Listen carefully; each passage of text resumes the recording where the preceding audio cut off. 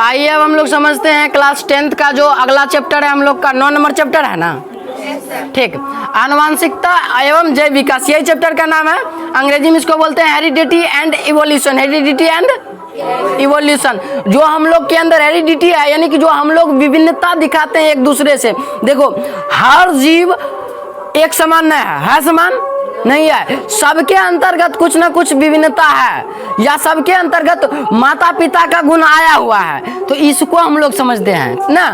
तो हम लोग विकास कर रहे हैं कि नहीं कर रहे हैं, यही है। चैप्टर का नाम समझ में आ गया तुम लोग को। आगे बढ़ते, चैप्टर का पहले बात हम लोग बेसिक पॉइंट को समझते हैं। अब इस मकसद से ना पढ़ो कि बिहार बोर्ड पूछेगा नहीं पूछेगा, तुम सिर्फ समझने पे फोकस करो भाई, हर चीज पूछा जाता है। आनुवंशिकता, या फिर इसी को कभी कभी लिखा जाता है वंशागति। आनुवंशिकता या वंशागति दोनों एक ही बात है। आनुवंशिकता बोले या वंशागति बोले, दोनों एक ही बात है।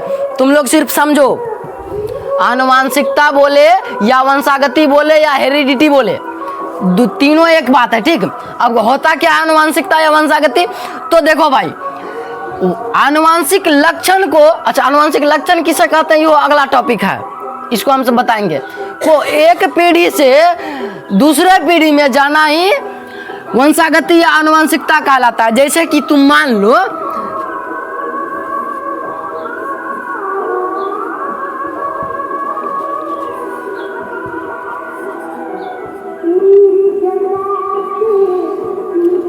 ये माता पिता है, ठीक, ये क्या है, माता पिता या जनक मान लो इसको। माता पिता को हम लोग क्या बोलते हैं, बायोलॉजी में जनक बोलते हैं कि नहीं बोलते हैं। बहुत अच्छा। अब इस जनक से क्या होगा, संतति उत्पन्न लेगा। ठीक, अब संततियों को बना लेते हैं। ठीक, बात समझ में आ गया।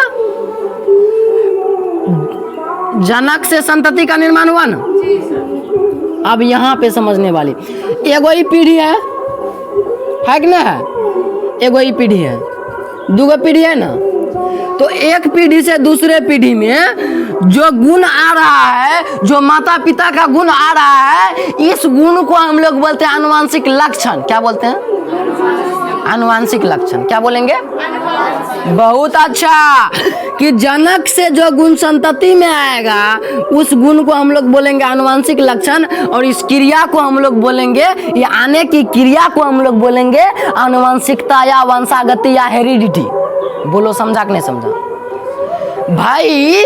जो जनक से संतति में गुण आ रहा है, ये जो एक पीढ़ी से दूसरे पीढ़ी में बारंबार हो रहा है, जो एक बंदर से दूसरे बंदर में जो गुण आ रहा है, एक पीढ़ी से दूसरे पीढ़ी में जो गुण आ रहा है, इस गुण के आने की क्रिया को हम लोग नाम देते हैं आनुवंशिकता या हेरिडिटी। बात समझ में आ रहा है, ठीक। और ये जो गुण है, ये गुण का नाम है आनुवंशिक लक्षण। जो लक्षण है, जैसे पापा का केस काला है तो बेटा का भी केस काला होगा, पापा का केस भूरा है तो बेटा का भी केस भूरा होगा। ये जो गुण है भाई, ये गुण है आनुवंशिक लक्षण। बोलो बात समझ में आया कि नहीं आया, बहुत अच्छा। अगला टॉपिक भी हम लोग का है आनुवंशिक लक्षण। देखो, हेरिडिटी जो है, जो आनुवंशिकता शब्द है, सबसे पहले इसका प्रयोग किया था स्पेंसर ने। किसने किया था, बात समझ में आया। सब स्पेंसर व्यक्ति का नाम है, ये शब्द दिया था, या दिया नहीं था, प्रयोग किया था, एक प्रकार से कर सकता है, हाँ दिया था। बात समझ में आया ना, ठीक। आनुवंशिक लक्षण, अगला टॉपिक को समझो, या वंशागत लक्षण। आनुवंशिक लक्षण बोले या वंशागत लक्षण बोले। आनुवंशिक मतलब कि जो पिछले पीढ़ी से आया है, जो वंश से आया है, जो वंश, हमारा वंश कौन है, मम्मी पापा मेरा वंश है, मम्मी पापा का वंश है, दादा दादी है कि नहीं है, ये बात में कोई दिक्कत है। तो ये जो आ रहा है इस प्रकार से, ऊपर से निचले पीढ़ी में, निचले पीढ़ी से फिर निचले पीढ़ी में, ये जो है ना, ये जो क्रिया हो रहा है, इस क्रिया को वंश हम लोग बोलते हैं ना। बोलो, दादा से पापा, पापा से हम, हमर से हमर बेटा में आएगा, तो ये वंश है ना, ये वंश है ना। तो जैसे वंशावली तुम लोग बनता है, वंशावली में क्या देखता है, परदादा का नाम है, उसके बाद दादा का नाम है, उसके बाद पप्पा का नाम है, उसके बाद तोहर नाम है, तोर नाम के बाद तोर बेटा का नाम आएगा। तो ये कौन सी है, वंशावली है। इसीलिए यहाँ वंशागत लक्षण हम लोग बोलते हैं। जो वंश से लक्षण हमारे अंदर आ रहा है, उस लक्षण का नाम है वंशागत लक्षण या आनुवंशिक लक्षण। बात समझ में आ रहा है, समझो भाई, समझो, रटो मत किसी चीज को। जो लक्षण माता पिता से संतान में जाते हैं, ये लक्षण ही आनुवंशिक लक्षण कहलाते हैं। जो लक्षण हमारे माता पिता से हम में आया है, ये लक्षण क्या कहलाएगा, ये पूरा क्रिया कहलाएगा आनुवंशिकता, लेकिन ये लक्षण को सिर्फ लक्षण की बात करें तो सिर्फ लक्षण कहलाएगा आनुवंशिक लक्षण। बोलो बात समझ में आया कि नहीं आया? ये एक एकलौता ऐसा चैप्टर है जो बच्चा को समझ में नहीं आता। एकलौता ऐसा पूरा बायोलॉजी में ऐसा चैप्टर है जो समझ में नहीं आता है, लेकिन हम जहाँ हैं वहाँ समझने का बात छोड़ दो। ठीक, आनुवंशिकता समझ में आया? एकदम सरल सिंपल भाषा में कि भाई जो क्रिया हो रहा है एक पीढ़ी से दूसरे पीढ़ी में, जो भी चीज आ रहा है, ये सारी चीजें आनुवंशिकता या वंशागति कहलाता है या हेरिडिटी कहलाता है। और जो लक्षण एक पीढ़ी से दूसरे पीढ़ी में आ रहा है वो लक्षण कहलाता है आनुवंशिक लक्षण या वंशागत लक्षण। बात समझ में आया? ठीक, अंग्रेजी में इसको बोलते हैं जेनेटिक सिम्टम्स। क्या बोलते हैं? Genetic symptoms. बात समझ में आया? ठीक, तो अब इसका भी कुछ है, देखो वंशागत लक्षण या आनुवंशिक लक्षण में क्या है। जनन के दौरान, जो जनन अभी जनन पिछला टॉपिक पिछला चैप्टर ही जनन था हम लोग, उसके दौरान मतलब जनन के बाद ना, जनन क्रिया के बाद आनुवंशिक लक्षण जनक से संतान में कैसे आता है? तो डीएनए के माध्यम से स्थानांतरित होता है। कैसे आता है? डीएनए से। मान लो दो जनक मिलकर के, माता पिता मिलकर के एक संतति को उत्पन्न कर रहा है, तो इस जनक से संतति में गुण कैसे आएगा? किस प्रकार से आया? तो डीएनए के माध्यम से आया। किसके माध्यम से आया भाई? डीएनए। अब बोलेगा ये नयका बट कौन सा अगले हो, ये नयका बात नहीं है। देखो भाई, तुम लोग को पता है जो कोशिका होता है उसके अंदर केंद्रक होता है, और केंद्रक के अंदर गुणसूत्र होता है, और गुणसूत्र पर डीएनए होता है, और डीएनए पर जीन होता है। वही जीन एक लक्षण को दूसरे पीढ़ी में लेके जाता है। बहुत बात बोल दिए, कुछ समझ में नहीं आया होगा, लिख के समझाते हैं तुमको, क्योंकि तुम लोग तो है रट्टू मल, जब तक रटाएंगे नहीं तब तक समझेगा नहीं। तो समझ जाओ भाई, जो कोशिका होता है, जो जनन कोशिका है, कौन कोशिका है? 1 मिनट के लिए लाइट जला दो, जल्दी करो।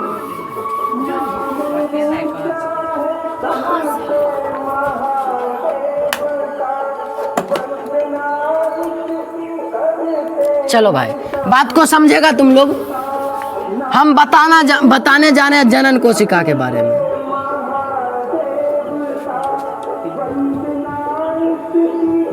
जनन कोशिका बोले तो या तो शुक्राणु होगा या तो अंडाणु होगा। जनन कोशिका में क्या हो सकता है? या तो शुक्राणु या तो अंडाणु, लेकिन दोनों होगा। यहाँ पे क्योंकि हम लोग एक लिंगी जीव हैं, तो हम लोग एक लिंग इधर से देते हैं, एक लिंग इधर से देते हैं, और हम लोग युग्मनज बनाते हैं। तो यहाँ पे तो दोनों ना होगा जी, शुक्राणु और अंडाणु दोनों का गुण होगा। तो भाई शुक्राणु के कोशिका में और अंडाणु के कोशिका में, दोनों कोशिका में गुण है। अब तुम लोग को पता है 9th में पढ़ा होगा, पहला चैप्टर ही है जीवन की मौलिक इकाई कोशिका। तो कोशिका में तुम लोग जाना होगा, कोशिका के सेंटर में क्या रहता है? केंद्रक। सबसे पहले कोशिका था, क्या था भाई? कोशिका। हम चित्र में भी तुमको बताएंगे, अगला पीडीएफ में चित्र भी है, लेकिन तुम लोग समझो कोशिका के अंदर क्या है? केंद्रक। एक छोटी सी संरचना है केंद्रक। यहीं पे कंफ्यूजन क्रिएट होता है, यहीं पे बात को समझते चलना ध्यान से। यदि स्टेप बाय स्टेप समझ रहे तो कहीं कंफ्यूजन नहीं होगा। कोशिका के अंदर क्या है और केंद्रक के अंदर क्या है? गुणसूत्र। अब इसको हम तुमको जूम करके यदि दिखाएं तो देखो ये केंद्रक है, इसको जूम करके हम सिर्फ केंद्रक बना रहे हैं। सिर्फ क्या बना रहे हैं? केंद्रक। ये केंद्रक है, ये बिंदु वाला संरचना को ही जूम किए हैं। क्या है? केंद्रक। ये केंद्रक में इस प्रकार का संरचना दिखेगा तुमको। बात समझ रहा है? बात समझ रहा है ना? तो ये क्या है? गुणसूत्र है। ये क्या है? अब इसको हम सिर्फ जूम कर रहे हैं, ये सब जूम करके देखा जा रहा है। तुमको पता है 9th में ही सीख चुका है तुम लोग कि कोशिका एक ऐसी चीज है जो कि नंगी आंखों से दिखाई नहीं देता है। और कितना ऐसा जीव है जो कि तुम्हारे आसपास है लेकिन तुमको दिखाई नहीं देगा, क्योंकि वो सूक्ष्म है, और सूक्ष्म चीजें हमारी नंगी आंखों से दिखाई नहीं, तो बंद आंख से दिखाई देगा। अरे नंगी आंख से मतलब है कि खुला हुआ आंख से दिखाई नहीं देगा। तो कुछ बच्चा कॉमेडी में कहता है बंद आंख से क्या देखबे तब से। अरे चोटा, कोनो आंख से दिखाई नहीं देगा तो सिर्फ और सिर्फ इलेक्ट्रॉन से, इलेक्ट्रॉन की मशीन सब से दिखाई देगा। बात समझ में आ रहा है यहाँ तक? ठीक है। अब गुणसूत्र को यदि जूम करके देखें तो गुणसूत्र इस प्रकार का होता है। ठीक है, इस प्रकार का क्या है? गुणसूत्र है। अब गुणसूत्रों को अगर जूम करके देखेगा तब तुमको मिलेगा डीएनए। क्या मिलेगा? क्या मिलेगा? डीएनए मिलेगा। क्या मिलेगा? अब इसको यदि एक रत्ती एक खोलेगा ना, एक रत्ती इतनी था, तब जाके मिलेगा डीएनए। क्या मिलेगा? डीएनए। डीएनए मतलब डीऑक्सीराइबोन्यूक्लिक एसिड। बात समझा? यदि गुणसूत्र को जूम करके देखेंगे तो हमको क्या मिलेगा? डीएनए मिलेगा। यदि डीएनए को जूम करके देखें तब, चलो भाई इसको भी हम बता ही देते हैं। यदि डीएनए को जूम करके देखें तब डीएनए के एक खंड को क्या बोलेंगे? इस एक खंड का नाम है जीन। क्या नाम है? जीन। ठीक है, इस पे क्या मिलेगा तुमको? जीन मिलेगा। डीएनए पे क्या मिलेगा? जीन मिलेगा। यही तो समझा रहे हैं। मतलब अब सारा लक्षण इस जीन पे उपस्थित है। मतलब डीएनए पे है, मतलब गुणसूत्र पे है, मतलब केंद्रक में है, मतलब कोशिका में है। समझ रहा है ना? यदि कोई लक्षण जीन में है तो डीएनए में होगा ही। काहे कि जीने से मिल करके कई सारा जीन मिला तब ना डीएनए बना। बात नहीं समझ रहा है? एक छोटा सा खंड को यदि जीन बोल रहे हैं तो जीन का कई सारा खंड यदि मिला होगा तभी डीएनए बना। ये डीएनए के ही खंड, ये डीएनए आया कहाँ से? तेकर बाप यहाँ बैठल है, गुणसूत्र। ये गुणसूत्र कहाँ से आया? तेकर बाप बैठल है, केंद्रक। केंद्रक कहाँ से आया? कोशिका। यानी कि मूल रूप से सारा चीज कहाँ से आ रहा है? कौन कोशिका से आ रहा है? जनन कोशिका से। हर चीज का देखो तोड़ है, लेकिन समझने पे तो जनन कोशिका है क्या? शुक्राणु है। जनन कोशिका है क्या? जनन कोशिका है क्या? अंडाणु। शुक्राणु, अंडाणु, जनन कोशिका है। यही दोनों से ना आया होगा। अब दोनों में अलग अलग है और दोनों से एक एक जोड़ा गुणसूत्र आता है। तुमको पता है, लिंग निर्धारण में समझाए थे तुमको। 23 जोड़ा गुणसूत्र इससे, 23 जोड़ा गुणसूत्र इससे ना, तभी 46 जोड़ा बनता है। सॉरी, ठीक। इधर से गुणसूत्र आएगा, ये वाला जो संरचना, इसको क्या नाम है? गुणसूत्र है। दोनों मिलता है। बात समझा ना? तो डीएनए या जीन क्या है? अब इस क्वेश्चन का करने की जरूरत नहीं है। बात समझ गया? लाइट ऑफ करो, रिकॉर्डिंग चालू करो।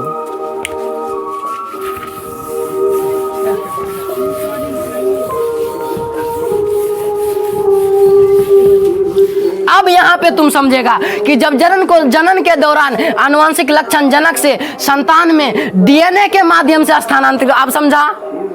डीएनए क्या है? तो यही डीएनए है जो कि गुण को एक पीढ़ी से दूसरे पीढ़ी में ले जाने का काम कर रहा है। माता पिता से संतति में ले जाने का काम कर रहा है। कौन चीज है? डीएनए है। क्या है? डीएनए का संरचना इस प्रकार से होता है, द्विकुंडलित। ठीक, दुगो कुंडली नुमा संरचना होता है। कुंडलित मतलब कि ऐसे ऐसे रहेगा और दुगो रहेगा, तो इसीलिए अब अच्छा इसका संरचना भी हो सकता है, बता देंगे हम तुमको। ठीक, संतान में डीएनए के माध्यम से स्थानांतरित होता है। तो जनक से संतान या संतति में कैसे आया गुण? डीएनए के माध्यम से। यदि डीएनए के अंदर और जाएंगे तो हमको क्या मिलेगा? बहुत अच्छा भाई, डीएनए के अंदर क्या मिलेगा? जीन। यदि और डीएनए अंदर जाएंगे तो हम लोग ये बोल सकते हैं कि जीन के माध्यम से आता है ना। बात समझा? यानी कि यदि मेरा केस काला है तो इसका सूचना किस में है? हमारे कोशिका के केंद्रक के गुणसूत्र के डीएनए में है। यदि ओकरो अंदर जाएगा जीन में है कि ठीक। इसके लिए सबसे पहले जनक की कोशिका में डीएनए की कॉपी बनती है। क्या बनता है? अरे भाई, सब डीएनए उठ करके ओकरे में नहीं चल जाएगा। एकराम रहेगा तो अगर कॉपी बना के न देगा। अरे तुम आधार कार्ड जब कहीं जमा करने जाता है तो आधार कार्ड उठा के थोड़ी दे देता है, उसका कॉपी करवा के न देता है जी। उसी प्रकार से जब डीएनए बनेगा तो अपनों शरीर में, बापों के शरीर में डीएनए रहेगा, अब बेटे के नहीं सब दे देगा तो कॉपी बनाएगा। ये डीएनए का कौन सी बनता है? कॉपी बनेगा। ये कॉपी बन के जाएगा पुत्र में, संतति में। बात समझ रहा है? जैसे आधार कार्ड का कॉपी करा के स्कूल में देता है, आधार कार्ड नहीं हम दे देता है, उसी प्रकार जब मम्मी पापा देता है डीएनए तो अपना पास रख लेता है, अपने पास वाला अपने वाला डीएनए का कॉपी बना के संतति दे देता है। बात समझ रहा है ना? गहराई वाला बात है, लेकिन समझो कि जब डीएनए, जैसे ये डीएनए है ना भाई, है कि ना? यौन शाखा है, इसमें भी शाखा है। अरे डीएनए है तो इसका डीएनए का क्या बनेगा, कॉपी बनेगा। कॉपी मतलब कि 1 से 2 बन जाएगा और दूसरा जो है वो संतति में चल जाएगा, है कि ना। तो इसी प्रकार से हम लोग समझते हैं कि इसके लिए सबसे पहले जनक के कोशिका में डीएनए की कॉपी बनता है तथा ये डीएनए की कॉपीज आनुवंशिक लक्षण को लेकर संतान में चला जाता है। बात समझ में आया आप। जो आधार कार्ड का कॉपी कराता है वो कॉपी लेकर के स्कूल चल जाता है, स्कूल में दे देता है। उसी प्रकार से जो डीएनए का कॉपी बना जनक में, वो जनक का कॉपी लेकर के कहाँ चल जाता है, संतति में। कैसे जाता है तो डीएनए लेकर के, डीएनए पर वो सब लक्षण है उपस्थित। उसका आँख कैसा होगा, उसका नाक कैसा होगा, कितना लंबा होगा, कितना छोटा होगा, उसका शरीर का लंबाई कैसा होगा, उसका केस का रंग कैसा होगा, उसका शरीर सुडोल होगा कि फुडोल होगा, इस सब का गुण किस में रखा हुआ है, डीएनए में रखा हुआ है। आई डीएनए का कॉपी बना दिया, कौन बना दिया कॉपी, उसका जनन कोशिका, माता पिता का जो अच्छा गुण, अरे लेख कौन जाएगा, शारीरिक कोशिका थोड़ी लेक जाएगा। जो शरीर का कोशिका है वो कोशिका थोड़ी लेक जाता है। तुमको पता है कि युगमनस जब बनता है तो जनन कोशिका उसमें भाग लेता है, शारीरिक कोशिका भाग लेता है, नहीं लेता है। तो जनन कोशिका में कौन कौन कोशिका है, एक तो शुक्राणु है, एगो अंडाणु, मादा में अंडाणु है, नर में शुक्राणु है, यही दोनों भाग लेता है आपस में, दोनों भाग लेकर के बनाता है। तो जो कौन सी है, जनन कोशिका है ना, तो हम लोग जनन कोशिका बोल सकते हैं, उसको बोल सकते हैं कि नहीं बोल सकते हैं। ठीक है भाई, अब आगे बढ़ते हैं। तो अब हम लोग जानते हैं विभिन्नता को। अगला टॉपिक क्या है, विभिन्नता। कुछ विभिन्नता भी आता है, नहीं आता है। अरे भाई जब सोचो ना, जब मम्मी पापा जब अपन गुण उठा करके बेटा में दिया होगा तो मम्मी और पापा दोनों का अलग अलग गुण है, दोनों का अलग गुण यदि एगो में आएगा तब एगो तो अलग कुछ डिफरेंट बनेगा। एक में दोनों वाला गुण आया होगा, मम्मी और पापा दोनों। अरे लाल रंग और काला रंग मिलाएगा तो अगला जो रंग बनेगा वो लाल नहीं बनेगा, नहीं काला बनेगा, अगला रंग डिफरेंट रंग बनेगा। कौन रंग बनेगा, कथक बन सकता है, कौन रंग बता रहे, छोड़ो हमको नहीं आता हूँ। लाल रंग और काला रंग मिलाएगा तो अगला रंग जो बनेगा ना तो लाल बनेगा ना तो काला बनेगा, अगला रंग जो बनेगा वो लाल काला दोनों का मिक्स होगा। उसी प्रकार से जो माता का मतलब कि जनन कोशिका था अंडाणु और पिता का जो जनन कोशिका था शुक्राणु, दोनों मिला, दोनों का कोशिका मिला, दोनों का गुणसूत्र मिला, दोनों का जो डीएनए था मिला, डीएनए का कॉपी बना तो एक डीएनए बना। तो वो एक डीएनए में क्या होगा, दोनों का गुण होगा। इसीलिए जो संतति पैदा हुआ होगा, जो बच्चा पैदा हुआ होगा, वो बच्चा में क्या होगा, दोनों का गुण आया होगा। और यही वजह है कि हम लोग में माता पिता दोनों का गुण है, हम लोग माता पिता के दोनों के समान दिखते हैं, है कि नहीं है, यही कारण है। तो ये पूरा चैप्टर इसी पर आधारित है। तो हम लोग के अंदर क्या है, विभिन्नता है कि नहीं है। हम लोग विभिन्न पैदा हुए, एक समान पैदा हुए नहीं पैदा हो पाए, क्योंकि हम लोग में 2 जीव भाग लिया है। और जहाँ 2 जीव होगा तो वहाँ अगला जीव डिफरेंट पैदा होगा ही। जहाँ 2 रंग मिला तो अगला रंग डिफरेंट रंग होगा ही। एक के रंग है तो एक के रंग न बनाएगा जी। बात समझ आ रहा है। तो विभिन्नता हम लोग समझते हैं, या विभिन्नता को यहाँ हम लोग विविधता कभी कभी बोल देते हैं। तो हम दोनों नाम ये लिख दिए हैं ताकि तुम कंफ्यूज ना हो भाई। जीवधारियों की भी, जो हम लोग जितने भी जीवधारी हैं, चाहे हम मानव लें, चाहे बंदर लें, चाहे कुत्ता लें, चाहे बकरी लें, चाहे गाय भैंस, कुछ भी जीव को ले, सभी जीवधारी के बीच पाए जाने वाले अंतर को, जो अंतर पाया जा रहा है, हमारा तोरा में अंतर है, तुम मोटा है हम पतला है, तोरा आँख काला है हमारा आँख भूरा है, तोर केस काला है हमारा केस लाल है, ये अंतर जो है, इस अंतर को हम लोग क्या बोल रहे हैं, विभिन्नता। क्या बोलेंगे, विभिन्नता। क्या बोलेंगे, विभिन्नता। जो तुमरे में और हमरे में जो अंतर बीच में है, उस अंतर को हम लोग क्या बोल रहे हैं, क्या नाम दे रहे हैं, विभिन्नता नाम दे रहे हैं। जनन के दौरान, जब जनन क्रिया होता है उसके दौरान जनन कोशिका के डीएनए की कॉपी बन रही होती है, तभी उसमें कुछ परिवर्तन या त्रुटि हो जाती है। इसी कारण संतान में विभिन्नता देखने को मिलती है ना। यही कारण है कि संतान में विभिन्नता देखने को मिलती है। जो डीएनए बन रहा होता है, एक डीएनए से जो दूसरा डीएनए बना, तो इसमें कुछ ना कुछ त्रुटि होता है। तो त्रुटि क्या होता है, पापों का आ जाता है, मम्मियों वाला आ जाता है, तो दोनों एक साथ मिल जाता है, तो दोनों का गुण एक में आ जाता है, तो विभिन्नता तो पैदा होगा ही भाई ना। इसीलिए अलैंगिक जनन में उत्पन्न संतति में अत्यंत कम विभिन्नता होता है। क्यों भाई, क्योंकि उसमें तो एक से एक आया है।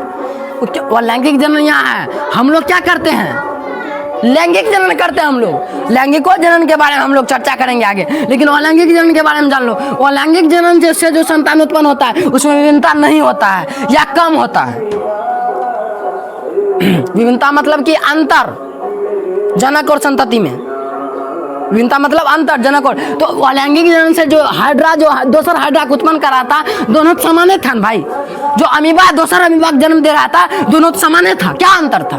कोई अंतर नहीं था, क्योंकि एक ही था उसमें भाई, एक एक जीता और एक एक चीज दोसर चीज को उत्पन्न करा था। तो क्या अंतर, घंटा अंतर होगा, दूगो चीज भागे नहीं लिया है। जब लैंगिक जनन होगा, दूगो चीज भाग लेगा, दूगो चीज भाग लेगा, तो अगला जो संतति होगा वो अलग डिफरेंट पैदा होगा ना। यही वजह है भाई। अब हम लोग लैंगिक जनन में समझ जाते हैं।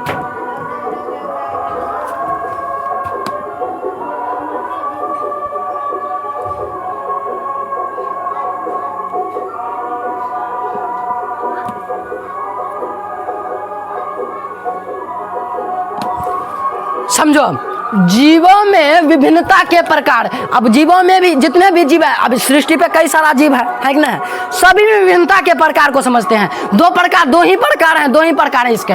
या तो शारीरिक कोशिका में विभिन्नता होगा, या तो जनन की कोशिका में विभिन्नता होगा। मतलब कि शरीर के कोशिका में विभिन्नता का कोई मायने है, क्योंकि वो अगला शरीर में नहीं जाता है। अगला शरीर में कौन जी जाता है? बहुत अच्छा, जनन कोशिका जाता है। अगला शरीर में कौन विभिन्नता जाएगा? जनन कोशिका। भाई शारीरिक विभिन्नता कोशिका में विभिन्नता का मतलब है कि यदि शरीर के कोशिका में तुम छेद करा लेगा तो तुम्हारा जो बच्चा उत्पन्न होगा वो छेद कर ले बच्चा उत्पन्न होगा, क्योंकि शरीर के कोशिका में है। यदि जनन के कोशिका में छेद कर देगा तब अगलो छेद होगा। समझ रहा है ना? और जनन कोशिका में यदि विभिन्नता है तो विभिन्नता अगला विभिन्नता भी आएगा। इसीलिए अच्छा आगे ही तुमको पीडीएफ से ही समझाते हैं। शारीरिक कोशिका में विभिन्नता समझते हैं। यह विभिन्नता शरीर के कोशिका में होती है कि नहीं होती है? ये अगली पीढ़ी में स्थानांतरित नहीं होगा, कुछ भी कर लो तुम। यदि कुत्ता का पूंछ काट देगा तो कुत्ता अगला जो कुत्ता पैदा होगा पूंछ कटल पैदा होगा न होगा। क्या भाई? क्योंकि वो अगर शरीर के कोशिका में, जनन के कोशिका में तुम कुछ कांड करो तब न देखो अगला कोशिका में कैसे आता है। बात समझ रहा है ना? जब विकास में सहायक नहीं होता, ये सब कोई विकास में सहायक नहीं होता। अगला जो पीढ़ी है उसके विकास में कोई सहायक नहीं है। बात समझ में आ रहा है ना?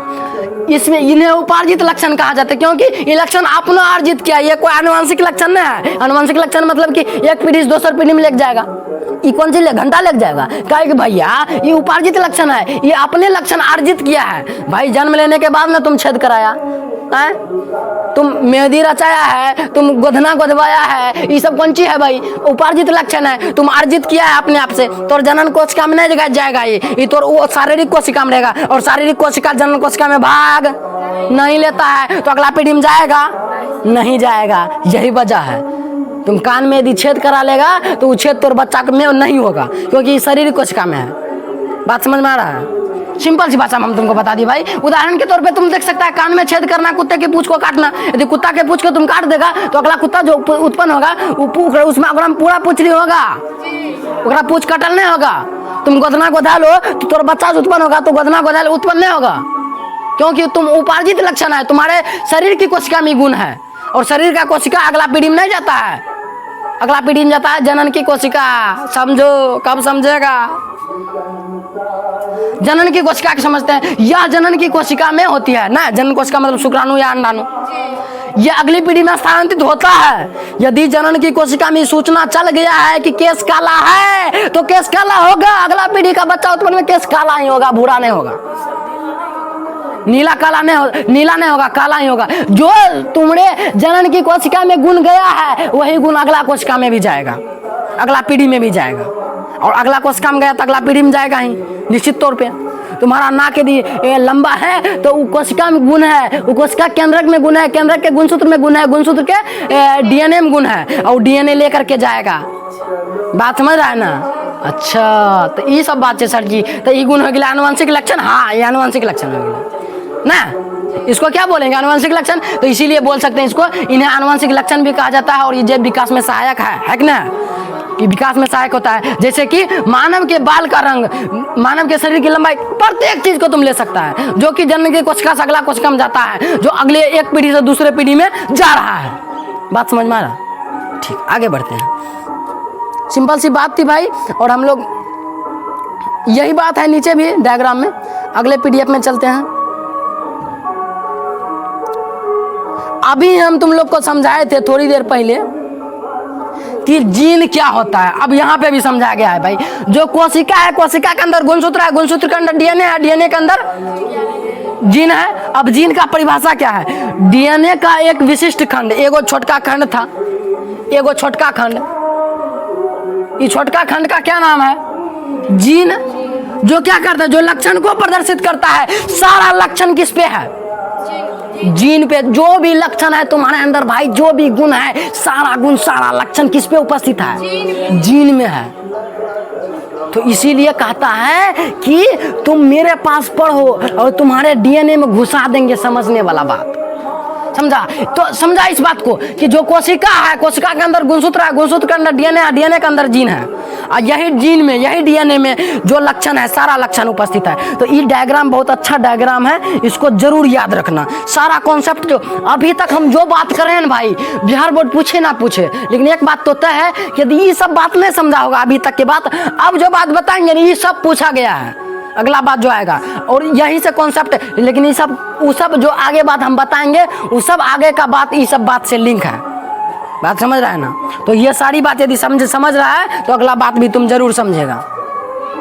आगे बढ़ते हैं। अब जीन की परिभाषा क्या है? तो जीन का एक विशिष्ट खंड जो लक्षण को एक पीढ़ी से दूसरे पीढ़ी में लेकर जाता है। वही बात जो हम बात बोल रहे हैं, 1000 बार बोल चुके हैं तकनीक से, कि भाई जो जीन है उसका जो एक जो डीएनए है उसका जो एक विशिष्ट खंड है, जो विशिष्ट भाग है, इस विशिष्ट भाग को हम लोग जीन बोल रहे हैं ना, जो कि गुण का नियंत्रण कर रहे हैं, जो कि एक गुण को नियंत्रित कर रहा है कि गुण काला है तो काला ही उसमें रहेगा। किस कोशिका में? शारीरिक कोशिका में या जनन कोशिका में? जनन कोशिका में। बात समझ में आया? अब देखो डीएनए कहाँ पे होता है, कैसे होता है, चित्र से समझो। ये पूरा कोशिका है, अपन 9th में तुमको बता चुके हैं, पहला चैप्टर में कोशिका मलम। भाई पूरा कोशिका है जिसको अंग्रेजी में सेल बोलते हैं। इस सेल के अंदर न्यूक्लियस है, न्यूक्लियस है ना। ये न्यूक्लियस को जब जूम करते हैं क्या मिलता है? गुणसूत्र मिलता है। गुणसूत्र को अंग्रेजी में क्रोमोसोम बोलते हैं। अब इस गुणसूत्र को यदि एक रत्ती निकालेगा ना, एक रत्ती निकालेगा ना, तब वहां से डीएनए मिलेगा। देखो यही डीएनए यहाँ बनाए ना, बना के बता दिए थे। अब यही डीएनए को यहाँ तुम लोग देख सकता है। देखो ये है डीएनए।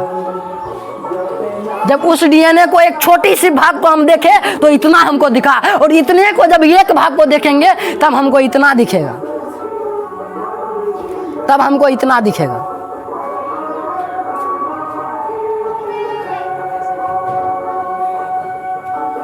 तब हमको इतना दिखेगा। अच्छा, तब हमको इतना एक भाग को, इस एक भाग को, इतनोटा भाग का नाम क्या है? जीन है। बहुत अच्छा। ये इतनोटा भाग का क्या नाम है? ई है जीन, ई है जीन, ई है जीन। इसी में गुण है। ई वाला में गुण है, ई वाला में गुण है, ई वाला में गुण है, ई वाला में गुण है। हाँ, अरे भाई 2 रंग का है, ये मतलब कि समझाने के लिए बताया गया है। लेकिन जो कोशिका में देखेगा तो वहां तो कुछ तुमको दिखबे नहीं करेगा, समझा ना? तो ये है जीन। ये क्या है? जीन है। इसी में सारा गुण है। तुम्हारा केस काला है, तुम मोटा है, पतला है, भूरा है, जैसा भी है, वो सारा गुण किस पे है? इस पे। ये पूरा को यदि जूम करके, मतलब कि जूम आउट करेगा, छोटा करेगा, तब तुमको पता चलेगा भैया जीन है कि ये डीएनए है। और जब डीएनए को भी जूम आउट करेगा तब पता चलेगा कि भाई डीएनए नहीं, गुणसूत्र है। और जब गुणसूत्र को भी जूम आउट करेगा तो पता चलेगा केंद्रक है। जब केंद्रक को भी जूम आउट करेगा तो पता चलेगा। बात समझ में आ गया? ठीक है भाई, आगे बढ़ते हैं। तो हम लोग अभी तुमको क्या समझाए कि डीएनए क्या होता है, जीन क्या होता है, और क्रोमोसोम यानी गुणसूत्र क्या होता है। बात समझ गया? तीनों बात। कंफ्यूजन इसमें है? बहुत अच्छा, समझ गया तो बहुत बहुत बधाई हो कि आगे तुम लोग समझेगा। अब एक ना एलील होता है, युग्म विकल्पी। एलील क्या होता है? एक गुण को नियंत्रित करने या अभिव्यक्त करने वाले जीन को 2 विपर्यासी स्वरूप का को युग्म विकल्पी होते हैं। जैसे एक गुण को यदि दर्शाना है तो जैसे लंबाई को टेल बोलते हैं अंग्रेजी में, तो इस गुण को दर्शाने के लिए 2 चीज लिखा जाता है, 2 टी लिखा जाता है। यदि 2 टी कहीं लिखा है यानी कि लंबाई का गुण है। कैसा गुण है? लंबाई का गुण है। बात समझा? देखो एक ही बात यहाँ पे लिखा गया, ध्यान समझेगा। एक गुण को नियंत्रित या अभिव्यक्त या दर्शाने के लिए 2 विपर्यासी स्वरूप को युग्म विकल्पी कहते हैं। क्या कब कहते हैं? यही 2 टी को हम लोग युग्म विकल्पी करते हैं। यदि लंबाई के लक्षण को हमको दर्शाना है तो 2 टी लिख देंगे। बात समझ में आ रहा है? समझा? तो इसको हम लोग क्या बोलते हैं? एलील या फिर युग्म विकल्पी। युग्म है जोड़ा, युग्म मतलब होता है जोड़ा। 2 जोड़ा है ना, 2 टी है ना, थोड़ा कम समझ रहा होगा अभी, क्योंकि भाई आगे जैसे जैसे बढ़ेगा ना पूरा कन्फ्यूजन क्लियर होते जाता है। जैसे देखो यहाँ पे अब इसको और डिटेल में बताया गया है कि तुम लोग जीन को समझ पाए, जीन है क्या। अभी भी यदि जीन ने समझा टेंशन नहीं लो, अब समझ जाएगा। एक मानव का शरीर है, इस शरीर के एक छोटा सा भाग को तुम लो और सूक्ष्मदर्शी में देखो और वहां पता चलेगा एक छोटा सा भाग, एक कोशिका को तुम जूम करके देखो। जब एक कोशिका को जूम करके देखेगा तो उसमें केंद्रक मिलेगा, और उस केंद्रक को जब जूम करके देखेगा तो गुणसूत्र मिलेगा। जब गुणसूत्र को जूम करके देखेगा तो डीएनए मिलेगा, और जब डीएनए के एक खंड को तुम लोग देखेगा, इस एक खंड का क्या नाम है? इस एक खंड को क्या हम लोग कहते हैं? जीन कहते हैं ना। ठीक है, तो एक जीन में दो विकल्प रहता है, इसे मिलकर बना होता है। एक गुण को नियंत्रित करने के लिए दो स्वरूप है, जिसे अभी तुमको बताया। यदि लंबा है, चाहे पौधा हो जीव हो, लंबा पौधा को यदि दर्शाना है तो दो टी लेंगे, यदि बौना पौधा को दर्शाना है दो छोटका टी लेंगे। बात समझा? लंबा पौधा के लिए बड़का टी, छोटका बौना पौधा के लिए छोटका टी लेंगे। बात समझा? अब अगला विषय है मेंडल के विषय में, तो मेंडल के विषय में हम लोग कल से चर्चा करेंगे। अच्छा, थोड़ा एक बात तुमको हम बता दें कि किस प्रकार एक पीढ़ी से दूसरे पीढ़ी में गुण को स्थानांतरित होता है। अगले स्लाइड में, यानी अगले स्लाइड से समझेंगे क्या है मेंडल के विषय में छोड़ दो, मेंडल को भूल जाओ अभी। मेंडल किस प्रकार लक्षण एक पीढ़ी से दूसरे पीढ़ी में जाता है। हम तो समझ गए कि डीएनए पे रहता है, लेकिन जाता कैसे है इसको हम लोग समझेंगे। जब तक नहीं तब तक कैसे ही चैप्टर पूर्ण होगा। तो इस चैप्टर का लास्ट टॉपिक यही है कि मेंडल का नियम। अब मेंडल कौन है, फेंडल कौन है, क्या है चला है बताओ।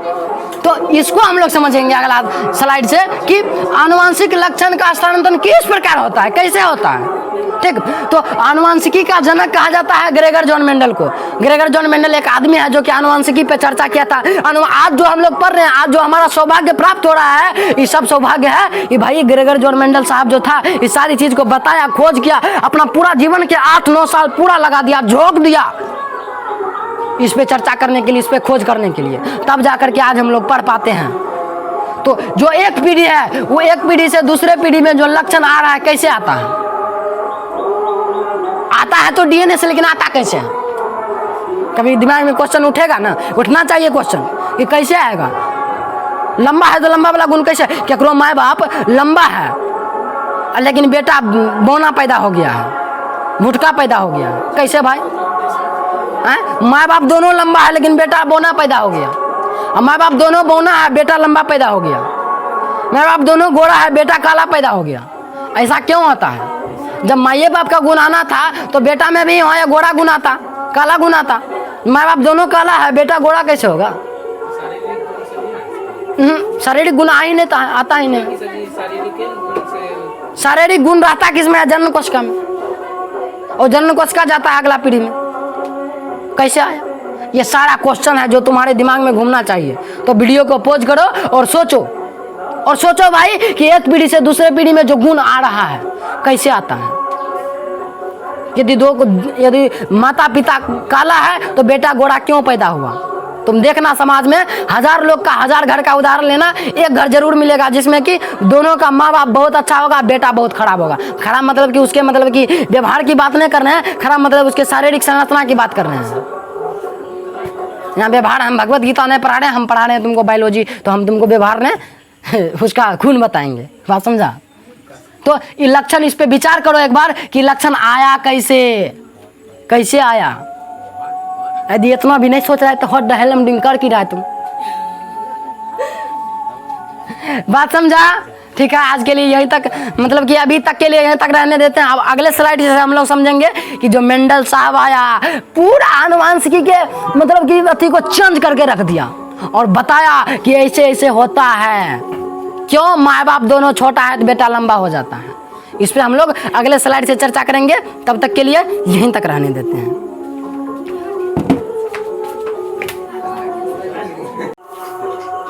ओके, तो आइए स्टार्ट करते हैं हम लोग। विपर्यासी विकल्पी लक्षण हम बताए थे। देखो, विपर्यासी विकल्पी लक्षण मतलब होता है उल्टा। उल्टा क्या मतलब? देखो, यदि कोई लंबा लक्षण लिए हैं तो लंबा के उल्टा हम क्या ले सकते हैं? बौना बौना, तो लंबा का लक्षण तो एक लंबा लेंगे एक बौना लेंगे। यदि बीज के आकार का लिए हैं तो आकार में यदि एक गोल लिए हैं तो एक झुर्रीदार लेंगे। यानी कि हम समझने क्या, यदि एक लाल है तो एक पीला लेंगे, उजला है तो इसका अपोजिट लेंगे, काला लेंगे ना। बात समझ में आया?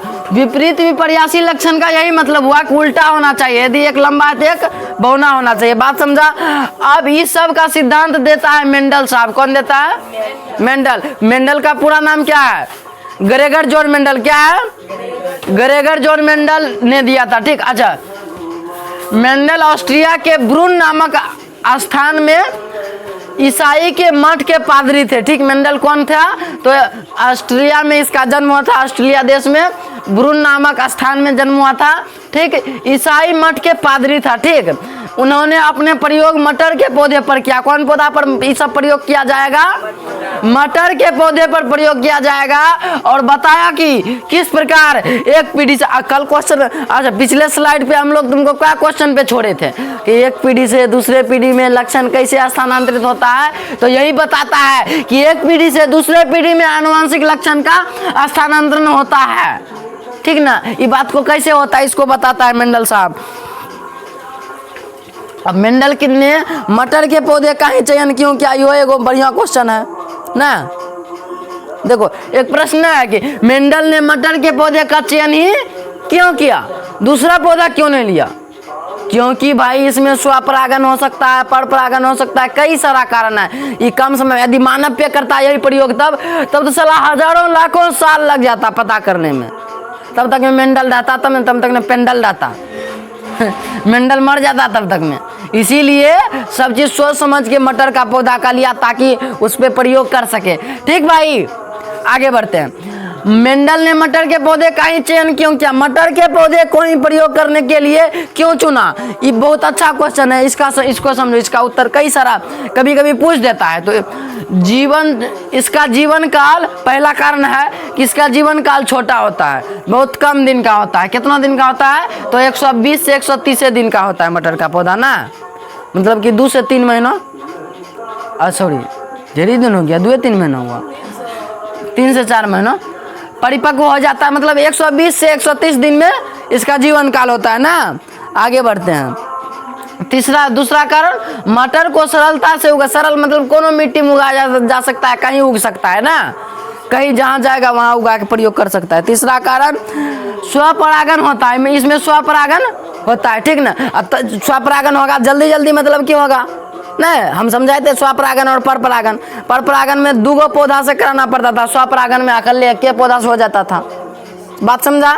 तो इसीलिए इसमें स्वपरागन जिसे शुद्ध पौधा प्राप्त होने का संभावना अधिक है ना। यदि जनके वाला गुण संतति में आएगा तो शुद्धन होगा जी। ठीक, कृत्रिम रूप से परपरागन भी कराया जा सकता है, इसमें स्वपरागन और परपरागन दोनों का क्रिया होगा। मटर के पौधे में अनेक विपर्यासी विकल्पी लक्षण सरलता से दिखाई देता है। जैसे कि एगो मटर गोल होगा तो एगो झुर्रीदार होगा, एगो लंबा होगा तो एगो बौना होगा। बात समझ रहा है ना? इसमें विपर्यासी लक्षण ज्यादा दिखाई देता है, अदर पौधा में बहुत मुश्किल होता है। ठीक, चौथा कारण समझते हैं। मटर के पौधे में अनेक विपर्यासी लक्षण सरलता से दिखाई देता है, तो बता दिए। जैसे कि लंबा हो गया बौना, गोल हो गया झुर्रीदार, सफेद हो गया बैगनी ना, ऐसा सब मटर रहता है, ऐसा सब। ठीक, तो ये सारा कारण था जिसके वजह से, ये चारों कारण के वजह से मेंडल ने मटर के पौधे को ही चुना। तो इसका उत्तर हमको मिल गया कि मटर के पौधे को क्यों चुना। इसका 4 टॉपिक में उत्तर मिला हम लोग को। आइए अब आगे बढ़ते हैं हम लोग।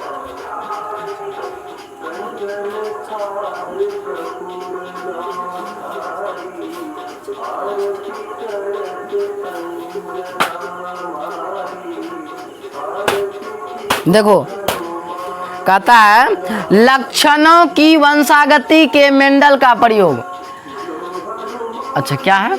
मेंडल ने विभिन्न लक्षणों वाले मटर के पौधे को लिया, जैसे कि लंबे पौधे और बौने पौधे ना। अब अभी लेगा, अभी हम आगे तुमको बताएंगे कैसे लेगा।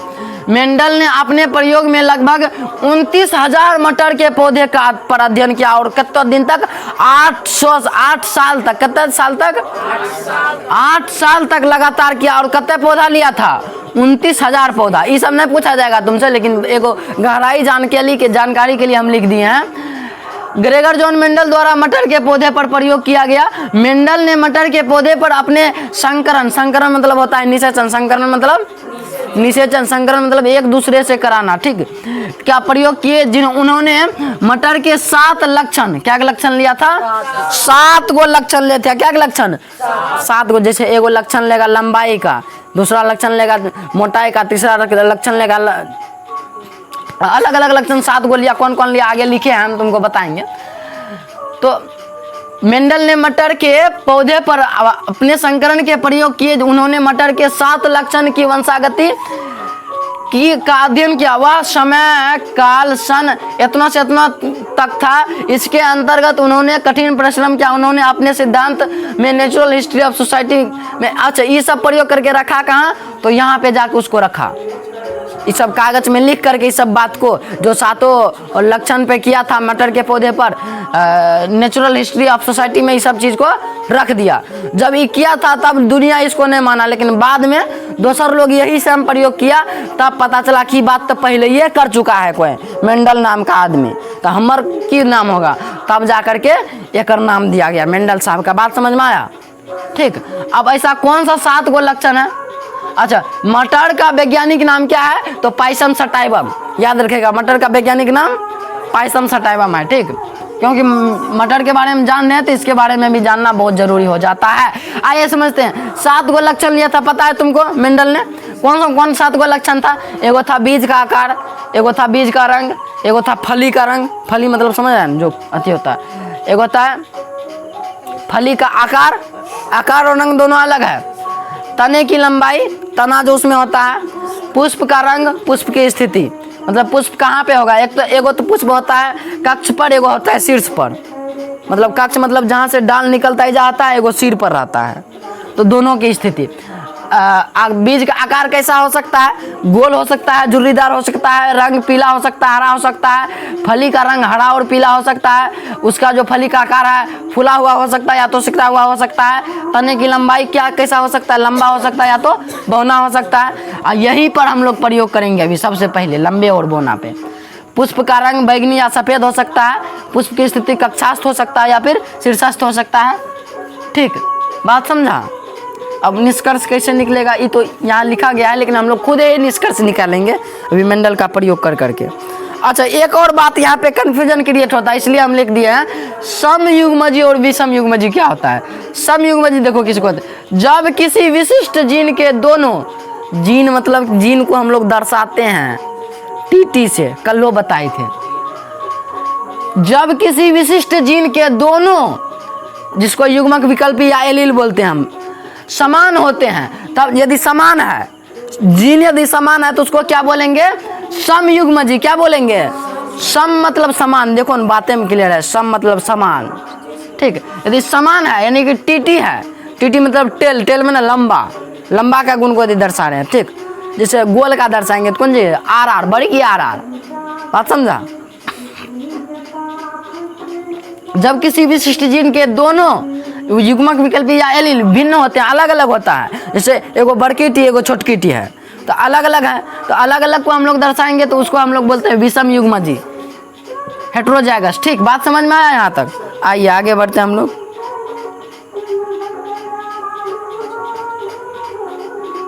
एक और पॉइंट आता है प्रभावी लक्षण और अप्रभावी लक्षण। प्रभावी लक्षण का क्या मतलब है भाई, प्रभावी लक्षण मतलब है ऐसा लक्षण जो कि अगला पीढ़ी में अपना प्रभाव दिखाता है। जैसे हमरे में यदि हमर केस काला है तो यदि हमर बेटों का केस, हमर जो अगला पीढ़ी हमर जो बेटा आएगा ओकरो केस यदि काला है तो हमर प्रभावी लक्षण उसमें गया ना, केस काला वाला। यदि उसमें नहीं हुआ केस काला, उसका केस बुरा हो गया तो ये कौन जी हो गया, वह प्रभावी लक्षण हो गया। यहीं पे बात क्लियर है कि वह लक्षण जो पहला पीढ़ी F1 मतलब फर्स्ट पीढ़ी में स्वयं को अभिव्यक्त करता है, जो अपने आप को अभिव्यक्त करता है, अपने आप को अगला पीढ़ी में दिखाता है, तो ऐसे लक्षण को हम लोग बोलते हैं प्रभावी लक्षण। हाँ, ऐसा लक्षण जो कि पहला पीढ़ी में जो अगला पीढ़ी आएगा, जो फर्स्ट पीढ़ी आएगा, स्वयं को अभिव्यक्त नहीं करता है, मतलब स्वयं को नहीं दिखा पाता है, तो उसको हम लोग बोलेंगे अप्रभावी लक्षण। जो प्रभाव नहीं दिखाया अप्रभाव, जो प्रभाव दिखाया प्रभावी लक्षण। बात समझ में आया। बहुत इंपॉर्टेंट चीज आता है, मेंडल ने 2 गो प्रयोग किया था। एगो तो एकल संकर संकरण किया था, एगो द्वि संकर संकरण किया था। ये दोनों चीज जान जाएगा, ये पूरा चैप्टर खत्म हो जाएगा। अब बहुत बड़ा चीज है, बहुत मेन टॉपिक है, ये पूरा चैप्टर का सबसे मेन टॉपिक है। यही दूगो प्रयोग पर 3 गो नियम दिया था मेंडल ने। क्या नियम दिया था? पहला प्रयोग से 2 गो नियम दिया, दूसरा प्रयोग से 1 गो नियम दिया। बात समझा? वो नियम तुमसे पूछेगा, प्रयोग तुमसे पूछेगा। पहला प्रयोग का नाम है एकल संकर संकरण। एकल संकर मतलब कि जब एक जोड़ा लक्षण को लेकर के उसके बीच संकरण कराएगा, निषेचन कराएगा, तब जाकर उसको बोलेंगे एकल संकर संकरण। संकरण मतलब होता है निषेचन कराना। अब ये बताए थे। मोनो हाइब्रिड क्रॉस जिसको बोलते हैं, मोनो मतलब एक, वह संकरण जिसमें एक लक्षण की वंशागति का अध्ययन किया जाता है उसे एकल संकर संकरण कहा जाता है। ऐसा संकरण जिसमें कि एक लक्षण को ध्यान में रखते हुए जब संकरण कराया जाता है तब जाकर के उसको क्या कहते हैं? एकल संकर संकरण या फिर मोनो हाइब्रिड क्रॉस, या फिर इसको दूसरे भाषा में बोल सकता है जब एक ही लक्षण को ध्यान में रखते हुए इसके भिन्न युग्मक विकल्प। युग्मक विकल्प मतलब उसका जो जीन है, उसका जो एलील है, टी, छोटी T, small T and capital T वाले पौधे को क्रॉस कराया जाता है, मतलब कि संकरण निषेचन कराया जाता है उसके बीच, तो एकल संकरण संकरण कहा जाता है। जैसे कि पौधे की लंबाई को ध्यान में रखते हुए एक लंबाई क्या हो सकता है? एक तो लंबा हो सकता है, एक तो बौना हो सकता है, को ध्यान में रखते हुए यदि क्रॉस कराया जाए तो उसको हम लोग बोलेंगे एकल संकरण। अभी यहाँ नहीं समझ पाएगा, अभी हम तुमको लाइट ऑन करो उसके बाद हम समझाते हैं एक स्टेप बाय स्टेप। रूम से मार्कर लेकर आओ तो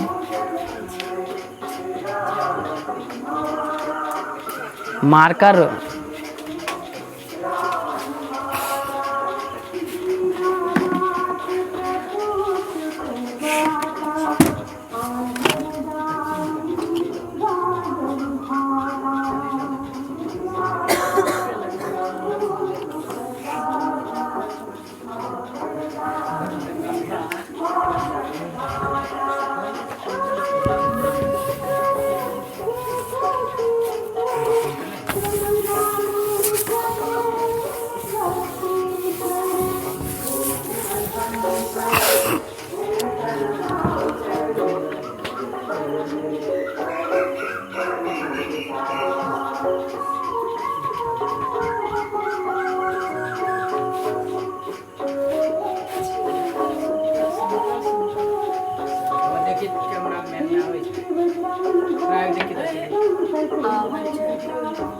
बढ़िया से आवे छे, साफ साफ खड़ा है देख ना, तोरा नीचा झलक तो भुटकी।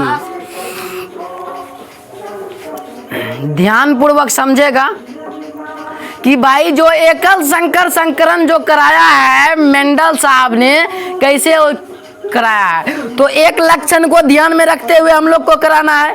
एक जोड़ी विपर्यासी लक्षण, एक जोड़ी विपर्यासी लक्षण बोले तो लंबाई का लक्षण। लंबाई में कौन जी? एगो तो लंबा, एगो बौना। भाई एक जोड़ी विपर्यासी लक्षण,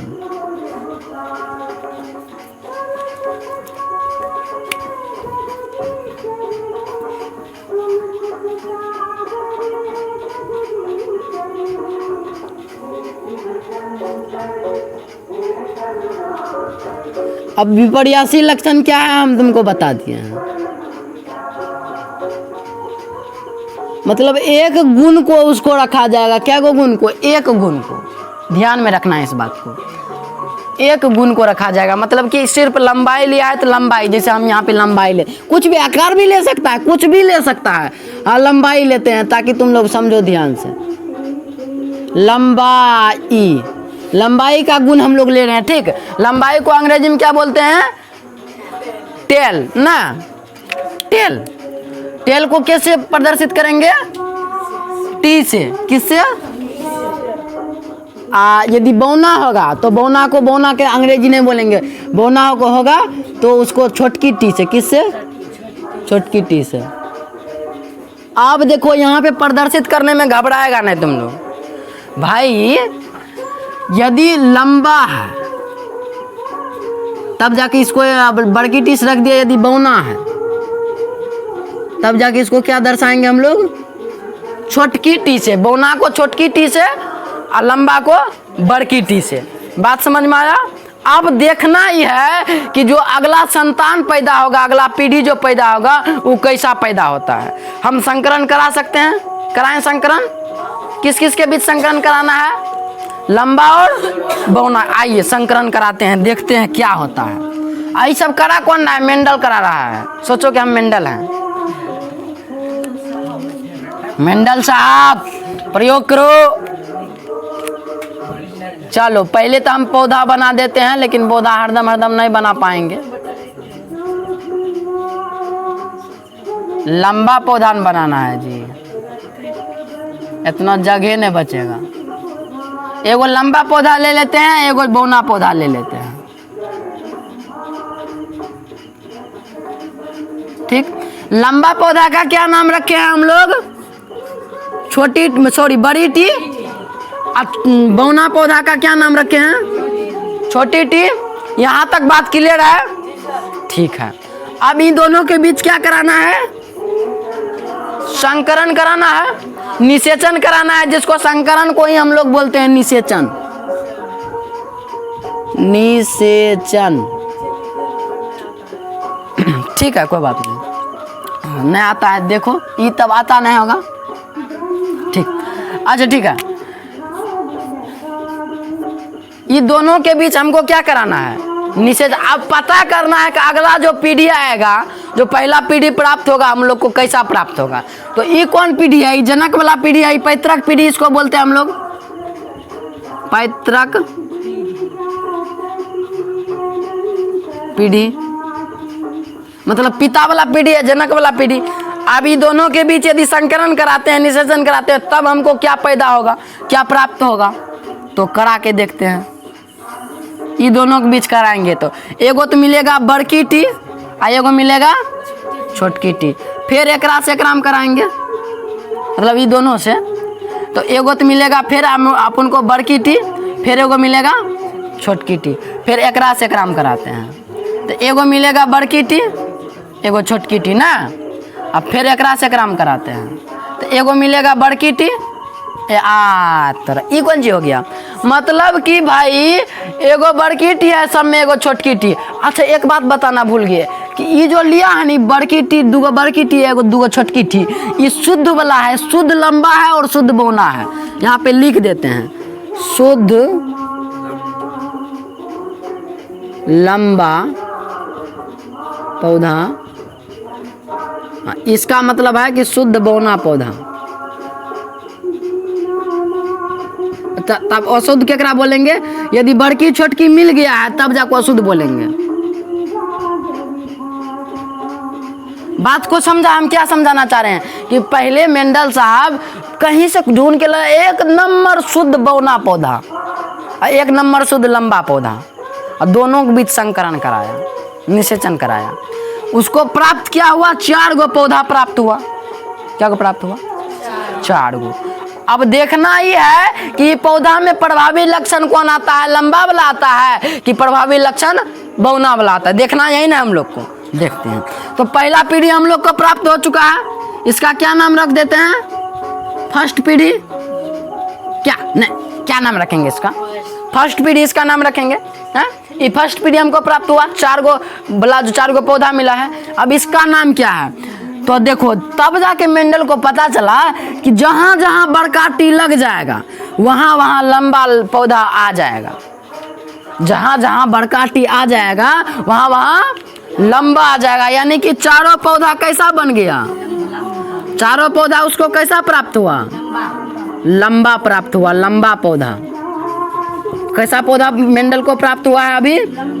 लेकिन लंबा तो प्राप्त हुआ, लेकिन अशुद्ध लंबा प्राप्त हुआ। वह शुद्ध लंबा मतलब शुद्ध लंबा नहीं है। शुद्ध लंबा का क्या गुण है? बड़की टी होना चाहिए, कैपिटल टी होना चाहिए, लेकिन यहाँ कैपिटल और स्मॉल दोनों है, यानी कि अशुद्ध लंबा है। इसमें बौना वाला भी गुण कुछ ना कुछ तो। बात समझ में? ठीक है, आगे बढ़े। अब आगे कौन जी करता है मेंडल साहब? इसका गणितीय दिमाग बहुत तगड़ा था, गणितीय दिमाग लगाता है। सोचता है कि भैया एकरा में से 2 गो उठा के एकरे दोनों के बीच कराते हैं, देखते हैं क्या होता है। समझा? मतलब ये दूगो जो इसमें ये 4 गो पौधा प्राप्त हुआ है, एकरा में से 2 गो पौधा उठाता है, एकरा दोनों के बीच स्वपरागण कराता है, देखता है क्या प्राप्त होता है। तो क्या जो पौधा प्राप्त हुआ, क्या प्राप्त हुआ, F1 पीढ़ी प्राप्त हुआ है, तो हम लोग लिखते हैं कि F1 पीढ़ी के 2 पौधे के बीच स्वपरागण कराते हैं। 2 पौधे का स्वपरागण, F1 पीढ़ी के 2 पौधे का स्वपरागण। बहुत इंपॉर्टेंट पॉइंट लिखे हैं यहाँ पे, समझेगा तुम लोग।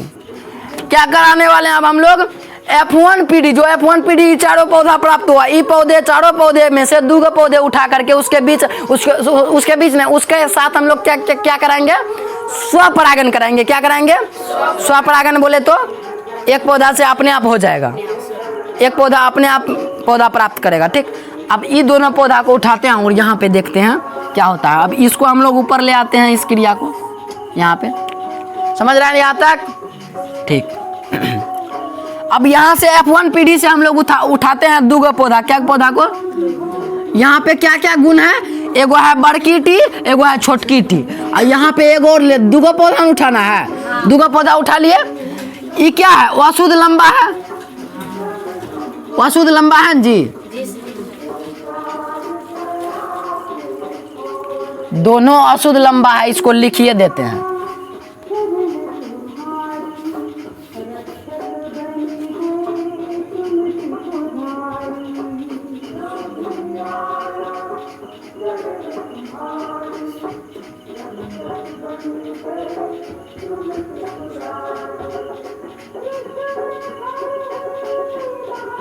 आप समझा कि दोनों अशुद्ध लंबा लिए हैं।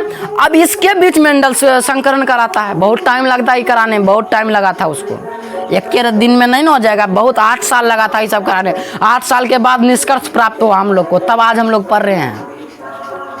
अभी दोनों के बीच हम लोग क्या करें, ये कौन पौधा है, तो F1 पीढ़ी का पौधा है, ये कौन पौधा है, F1 पीढ़ी का है, ठीक। अभी दोनों के बीच हम लोग संकरण कराते हैं, तो हम लोग को क्या प्राप्त होगा, 2 गो बड़की टी, इसके बीच कराएंगे तो बड़की टी और छोटकी टी, इसके बीच कराएं तो ना एगो बड़की एगो छोटकी, एगो बड़की एगो, और इसके बीच कराएं तो 2 गो छोटकी। अब भाई मेंडल का दिमाग गया घुर, भाई ये कौन सी हो गया, यहाँ तो 2 गो छोटकी टी आ गया, बाकी तीनों बड़की टी है, यानी कि भाई कुछ तो गड़बड़ है। यानी कि एगो गुण आ गया लंबा वाला पौधा, और 2 गो अशुद्ध लंबा हो गया, एगो बौना हो गया ना, एगो शुद्ध लंबा होगा, 2 गो अशुद्ध लंबा होगा, एगो शुद्ध बौना होगा। नहीं समझ रहा है तुम लोग, अरे भाई शुद्ध लंबा वाला को हम लोग कौन चीज दर्शाते हैं, बड़की टी से, तो 2 गो बड़की टी प्राप्त हुआ है हम लोग को। बड़की टी मतलब कि शुद्ध लंबा है, और बड़की टी और छोटकी टी मतलब कि अशुद्ध लंबा है, और 2 गो छोटकी टी मतलब कि देखा। अब यहीं पे मेंडल का दिमाग घुमा, भाई उस लंबा पौधा से बौना पौधा कैसे प्राप्त होगा, यानी कि ओकर दादा वाला से कुछ गुण आया होगा, ओकर बाप वाला से कुछ गुण आया होगा, यानी गुण आया है ना। कल हम तुमको एक क्वेश्चन किए थे, तुमको पता था कि यदि किसी का बाप और माँ दोनों गोरे हैं तो बेटा काला पैदा हुआ है, कैसे काला पैदा हुआ, यानी कि ओकर दादा गोरा होगा, ओकर दादा वाला गुण ओकर बाप में आया, ओकर बाप वाला गुण गया ओकर बेटा में, लेकिन पता नहीं चला।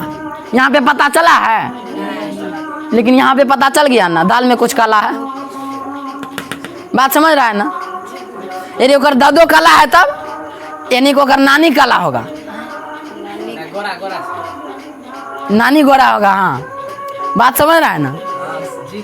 इसी प्रकार से यहाँ है, इसी प्रकार का गुण हम लोग मानव पे लगा सकते हैं, इसी प्रकार का गुण हम लोग जानवर पे लगा सकते हैं, इसी प्रकार का गुण हम लोग लगा सकते हैं, यही नियम हम लोग लगा सकते हैं पेड़ पौधा पक्षी पर, सब पर लगा सकते हैं। हालांकि प्रयोग तो मटर के पौधा पर किया जा सकता है, और जो एक जीव में होगा वही सारा जीव पे लागू हो सकता है। तो यही बात है भाई समझ में आया। अरे भाई न्यूटन ने सेब को गिरा करके प्रयोग किया था गुरुत्वाकर्षण का, तो खाली सेबे गिरता है कि मार्करों गिरता है कि पौधों गिरता है, सब चीज नीचे गिरता है ना। उसी प्रकार से यदि मटर के पौधा पे प्रयोग किया जा रहा है तो सब पौधा पे हो जाएगा ना प्रयोग। आप समझो बात को यानी कि हम लोग को प्राप्त क्या हुआ, देखो भाई। अब हम लोग पाई चार्ट बनाते हैं। चार्ट ना है, पाई चार्ट।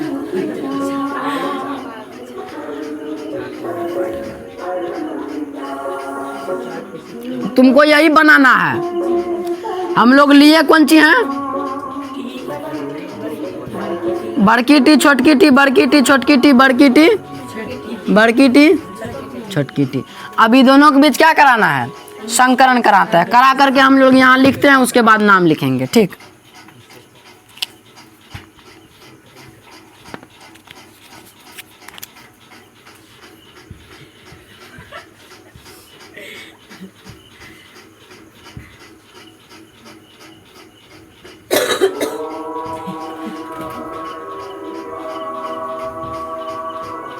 ठीक, अब प्रयोग कराते हैं इसके बीच।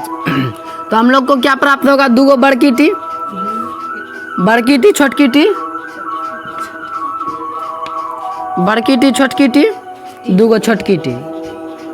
समझा? दूगो बड़की टी का मतलब है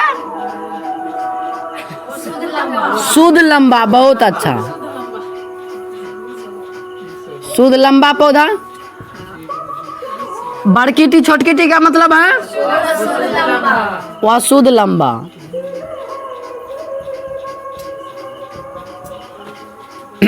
यह होगा अशुद्ध लंबा।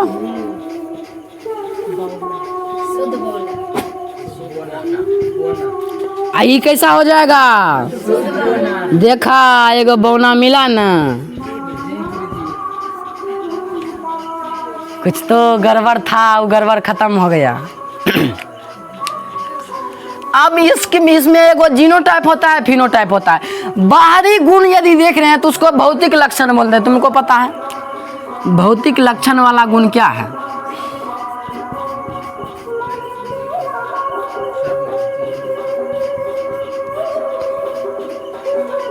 इसमें भौतिक लक्षण वाला गुण को देखो। अच्छा, यही बात को हम लोग यहाँ लिखे हैं ताकि समझने में आसानी हो। यही बात को यहाँ लिखे हैं, यही घटना यहाँ घटाए हैं और यही घटना यहाँ घटाए हैं। समझा? भौतिक लक्षण मतलब बाहरी गुण देखने से क्या मिलता है कि 3 गो लंबा पौधा छो, एगो बौना पौधा छो, ठीक। इसको हम लोग बोल देते हैं, इसको मेंडल साहब नाम दिया था फिनोटाइप। क्या नाम दिया था? फिनोटाइप। क्या नाम दिया? फिनोटाइप। भौतिक लक्षण को हम लोग मेंडल क्या नाम दिया? फिनोटाइप। अब फिनोटाइप क्या है, मतलब भौतिक लक्षण हमको क्या दिख रहा है, 3 गो लंबा एगो बौना, यानी कि 3:1। 3:1। अरे भाई 3 गो लंबा भौतिक मतलब कि बिना ओकर गुण, बिना अंदर जाइले बाहर हमको क्या दिखेगा, 3 गो लंबा है एगो बौना, यानी 3:1। फिनोटाइप कौन सी हो गया? 3:1। 3:1। बात समझा? ठीक, ये हो गया कौन सी भौतिक लक्षण। अब हम लोग देखते हैं जीनोटाइप। अब जीन के अंदर यदि घुसे, अरे भाई जब सबके अंदर घुसेंगे तो क्या मिलेगा, जीन मिलेगा। जीन वाला लक्षण को हम लोग देखते हैं।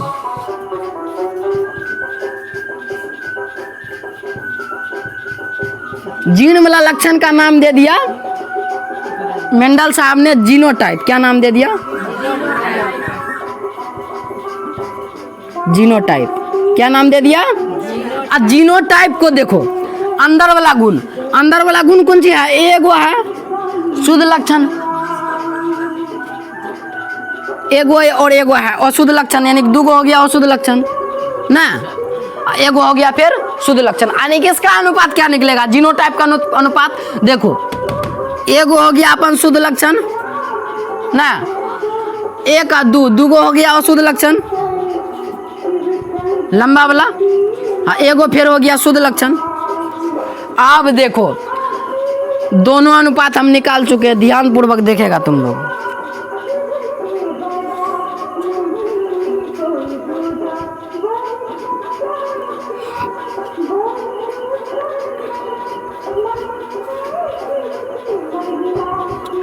ध्यान से देखो, यानी कि पूरा एकल संकर संकरण का अब निष्कर्ष निकल गया है। अब निष्कर्ष क्या है कि जब सबसे पहले मेंडल ने कहीं से शुद्ध लंबा पौधा लिया और शुद्ध बौना पौधा लिया, लंबा पौधा और बौना पौधा दोनों को आपस में संकरण कराया तो 4 गो पौधा प्राप्त हुआ। चारों में चारों अशुद्ध लंबा, चारों में चारों अशुद्ध लंबा पौधा प्राप्त हुआ और चारों में से जब 2 को उठा करके फिर से संकरण कराया तब जाके इसको जो 4 गो पौधा प्राप्त हुआ वो 4 में से 1 गो शुद्ध लंबा था, 2 गो अशुद्ध लंबा था, 1 गो बौना था। इसका जब जीनोटाइप निकाला गया तो 1 गो कौन सी था शुद्ध लंबा, 2 गो अशुद्ध लंबा और 1 गो शुद्ध बौना। बात समझा?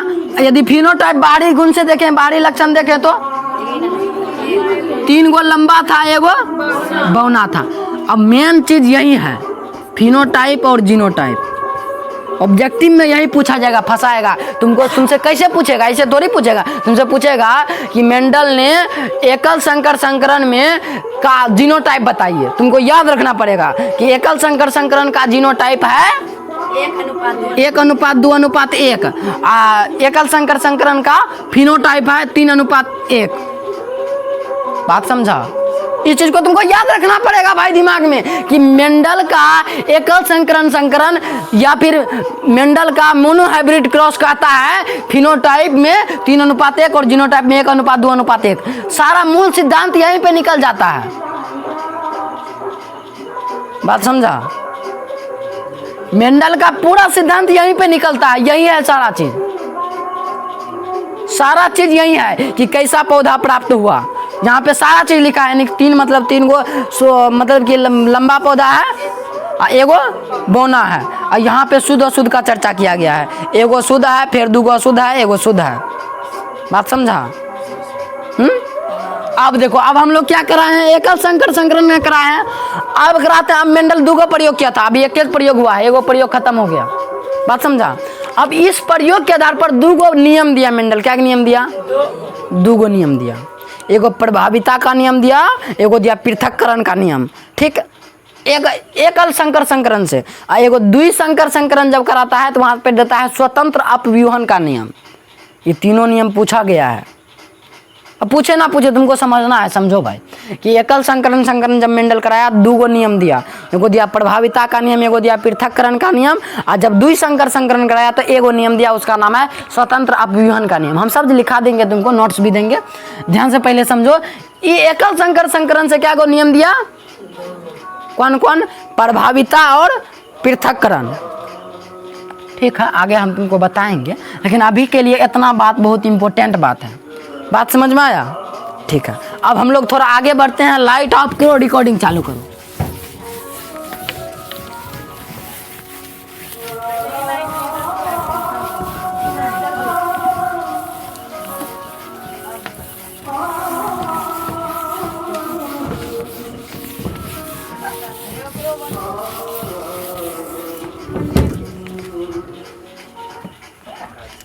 तो अब यहां पे तुम लोग समझ जाएगा, पहले कंफ्यूज हो जाता। देखो, 2 गो लिया था शुद्ध लंबा, 2 गो लिया था शुद्ध बौना। और दोनों के बीच जब संकरण कराया तो 4 गो कैसा प्राप्त हुआ? इसको अशुद्ध बौना प्राप्त, अशुद्ध लंबा प्राप्त हुआ। यानी कि एगो बात तक नहीं बताना भूल गए। यानी कि देखो भाई, यहाँ पे प्रभाव कौन दिखाया? प्रभाव कौन दिखाया? अब बताओ, प्रभावी लक्षण बताओ। किसी को कोई दिक्कत है? चाचू कर रहा है। यहां पे प्रभाव कौन दिखाया? प्रभावी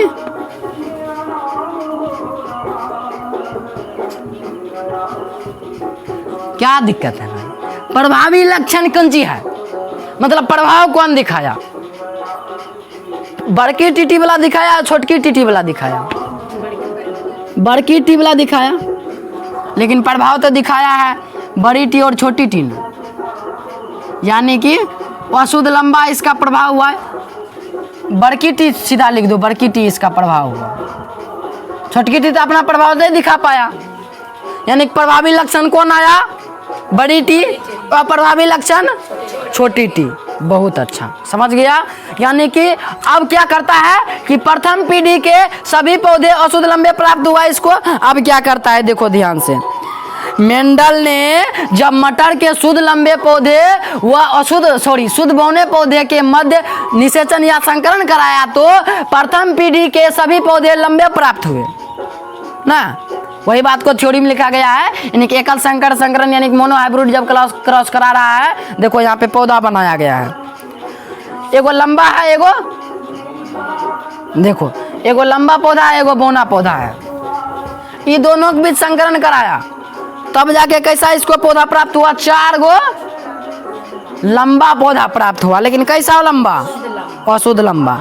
और जब ये दोनों में से 2 गो पौधा के बीच संकरण कराया तब जाके इसको प्राप्त हुआ, पहला प्राप्त हुआ था लंबा, दूसरा लंबा, तीसरा लंबा, चौथा बौना ना।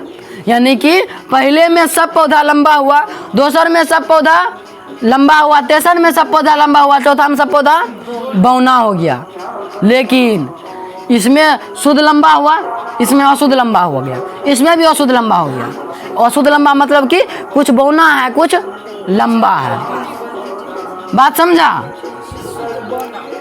समझा? अब देखो यहाँ पे इसी को लिखा गया है, तुमको जो बनाना है कॉपी में ऐसे करके लिया था, ऐसे ऐसे करके प्राप्त हुआ इसको। तो अनुपात क्या है, मेन तो जीनोटाइप और फिनोटाइप है। तो फिनोटाइप कैसा क्या हुआ, 3:1, और जीनोटाइप क्या हुआ, 1:2:1। यानी कि यदि टीटी का अनुपात लिए तो एगो है बड़की टीटी, 2 है बड़की टी और छोटकी टी, और एगो है छोटकी टी। समझा? मेन चीज यही है पूरा इसका। अब निष्कर्ष क्या है, जो कैलकुलेशन निकला इसको क्या है, मेंडल ने एक मटर के लंबे पौधे और बौने पौधे को लेकर संकरण कराया तो पाया कि जब शुद्ध लंबे यानी कि बड़की टीटी और शुद्ध बौने यानी कि छोटकी टीटी पौधे के बीच निषेचन या संकरण कराया तो पहली पीढ़ी जो प्राप्त हुआ सभी पौधे लंबे थे। पहला इसका निष्कर्ष था, नहीं था। दूसरा निष्कर्ष, जब प्रथम पीढ़ी यानी कि F1 पीढ़ी से प्राप्त पौधे के बीच स्वपरागण कराया तो F2 पीढ़ी लंबे व बौने दोनों प्रकार के पौधे प्राप्त हुआ था ना। अरे भाई एगो बौना प्राप्त हुआ था, बाकी सब लंबा। ठीक, लक्षण प्रारूप अनुपात यानी कि फिनोटाइप इसका क्या निकला, 3:1। और जीन प्रारूप अनुपात इसका क्या निकला, 1:2:1। ये निष्कर्ष है, ये तुमको लिखना पड़ेगा यदि पूछा है। बात समझ में आया यहाँ तक? आगे बढ़ते हैं।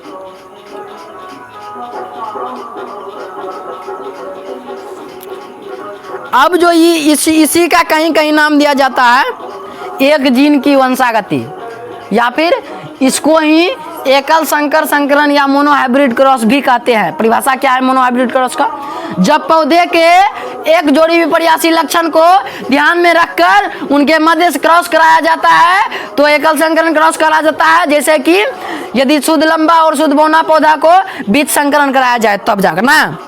ठीक, अब यहाँ पे शुद्ध लंबा और शुद्ध बौना के बीच क्रॉस कराया गया और हमको जो प्राप्त हुआ, मेंडल ने F1 पीढ़ी के सभी पौधे अर्थात अपने लंबे जनक के समान थे, मतलब उसको जो भी प्राप्त हुआ वो सब यहाँ पे लिखा गया है। ये सब तो हम बता दिए तुमको, सीधा थ्योरी पढ़ने का जरूरी ही नहीं है यहाँ पे जीनोटा। अच्छा हाँ, अब इम्पोर्टेंट बात आता है कि भाई जो मेंडल साहब थे, मेंडल ने एकल संकर संकरण जब कराया था उस पर आधारित कुछ नियम दिया था। अभी तुमको हम बताए थे कि 2 गो नियम दिया था, एगो प्रभाविता का नियम दिया था और एगो विसंयोजन का नियम दिया था। ठीक, दोनों को समझते हैं क्या है।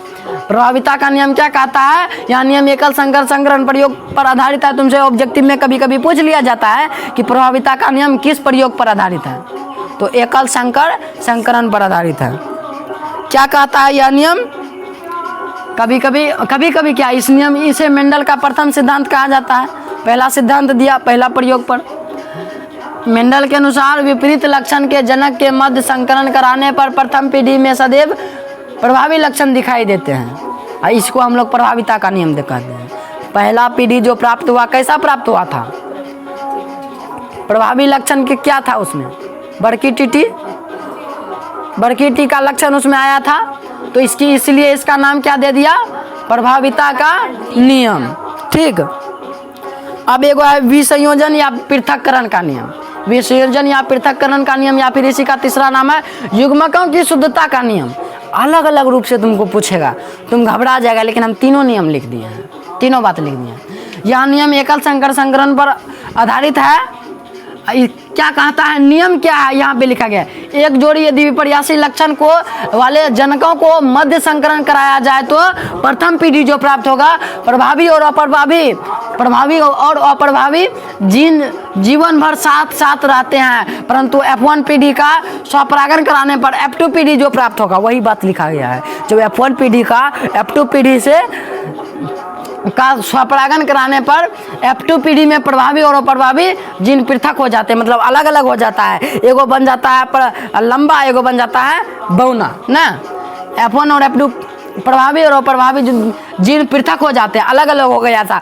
टीटी एगो अलग हो गया था, बड़ी टीटी अलग हो गया था, यानी कि यही नियम को उसने नाम दिया शुद्ध युग्मक पुनः प्राप्त होते हैं, यानी कि शुद्ध युग्मक उसको प्राप्त हो। युग्मक क्या था, अरे भाई इसमें पौधा में युग्मक क्या, टीटी ही ना है, तो इसी का हम लोग उसने नाम दिया पृथक्करण का नियम। जब लिखेगा 10 बार पढ़ेगा पूरा कंफ्यूजन क्लियर हो जाएगा। हालांकि अब ये तुमको हो जाना चाहिए था। तो ये है प्रथम नियम का इसका, ठीक है। यहाँ तक तुमको लिखना है प्रथम प्रयोग का। अब हम लोग चलते हैं दूसरा प्रयोग पर।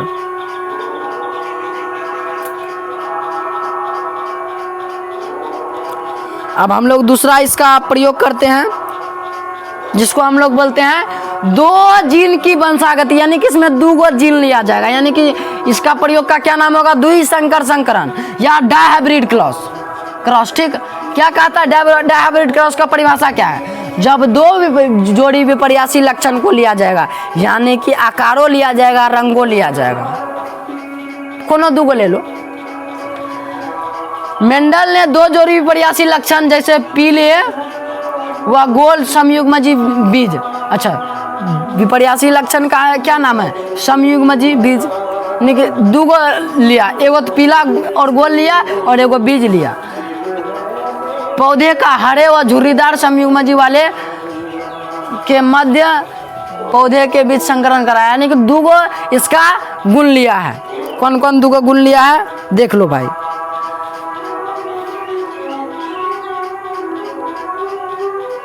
ध्यान से देखो, एगो तो गोल लिया और एगो लिया झुर्रीदार। रंग में कैसा लिया, पीला लिया और हरा लिया।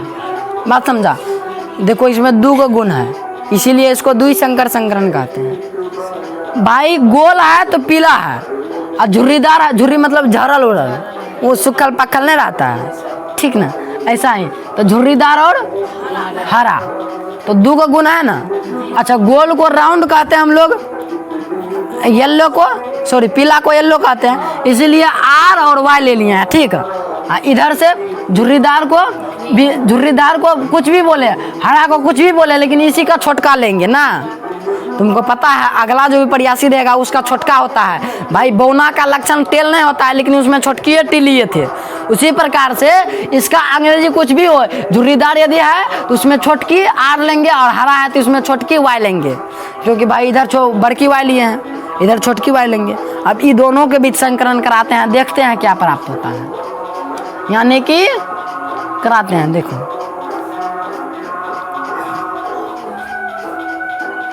ध्यान से समझेगा तब ये समझ पाएगा, नहीं समझ पाएगा तो रटना पड़ेगा। देखो हम लोग क्या लिए हैं, एगो पीला लिए हैं, एगो गोल लिए हैं, इधर लिए हैं अपोजिट वाला में हरा और झुर्रीदार, दोनों के बीच जब संकरण कराते हैं, यहाँ पे लिखा गया है मेन कैलकुलेशन, जब पूरा कराएगा तब ई पाई चार्ट प्राप्त होगा तुमको द्विसंकर संकरण से। देखो समझो, जब बड़की Y और छोटकी R इधर है, इधर है बड़की Y और छोटकी R, दोनों के बीच संकरण कराते हैं तो पीला और गोल प्राप्त होता है, ऐसे करके प्राप्त होता है। ई पाई चार्ट तुम लोग लिख लेना, ठीक। हमको प्राप्त करना है जीनोटाइप और फिनोटाइप। वो क्या है देखो, इसका जीनोटाइप और फिनोटाइप एकदम थोड़ा लचीला है। लक्षण प्रारूप को हम लोग बोलते हैं फिनोटाइप जीन प्रारूप को बोलते हैं जीनोटाइप। ठीक, 9:3:3:1 है। इसमें क्या है, 1:2:4:1:1:1:2:1:1 ये पूरा है। इसमें तुमको कैसे भी याद रखो, इसको याद रखना है, समझा। इसको हम लोग ऐसे याद किए थे, एक के बार लिख लिए थे सटा के, बाद में अनुपात दे दिए थे। जैसे यहाँ पे है ना 1 2 1 2 4 1 4 1 2 1 2 1। जब इंटर का पढ़ाए थे ना तो ऐसे करके याद करवाए थे। इसमें याद रखे थे 9:3:3:1 931 और इतना इसको पढ़ लेना।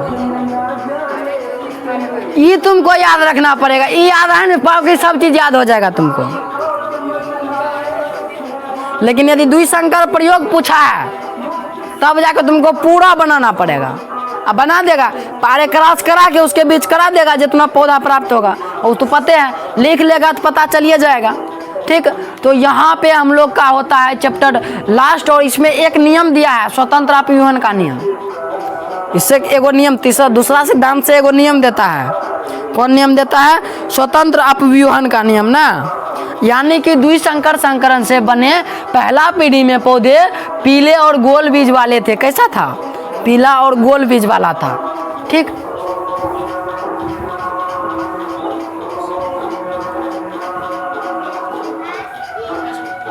निम्नलिखित संयोजन वाले पौधे उत्पन्न हुए। पीले और गोल बीज वाले कैसे प्राप्त हुआ? कितना प्राप्त हुआ? 9 गो पीला, झुर्रीदार 3 गो। ठीक, और हरे और गोल बीज वाले 3 था, हरे और झुर्रीदार 1 था। इस प्रयोग के आधार पर मेंडल द्वारा स्वतंत्र अपव्यूहन का नियम प्रतिपादन किया गया। स्वतंत्र अपव्यूहन का नियम दिया, मतलब इससे क्या प्रयोग से निष्कर्ष क्या निकला? वो निष्कर्ष का एगो नियम देता है मेंडल साहब, उसका नाम रखता है स्वतंत्र अपव्यूहन का नियम, लॉ ऑफ इंडिपेंडेंट। ठीक, इस नियम के अनुसार जब दो भी प्रयासी लक्षण को, क्या को लक्षण लिया गया है? 2 गो लक्षण लिया गया है वाले पौधे के बीच संकरण कराया जाता है, तो एक लक्षण की वंशागति दूसरे लक्षण की वंशागति पर निर्भर नहीं करता है। निष्कर्ष निकलता है कि एक लक्षण की वंशागति दूसरे लक्षण की वंशागति पर निर्भर नहीं करता है। दोनों लक्षणों के एलील मतलब उसका जो टीटी है, यहाँ पे RR है और YY है, लेकिन उस पर हम बढ़ रहे हैं, रूप में युग्मकों के अलग अलग होते हैं, अलग अलग जाते हैं और स्वतंत्र रूप में अपना लक्षण प्रदर्शित करते हैं।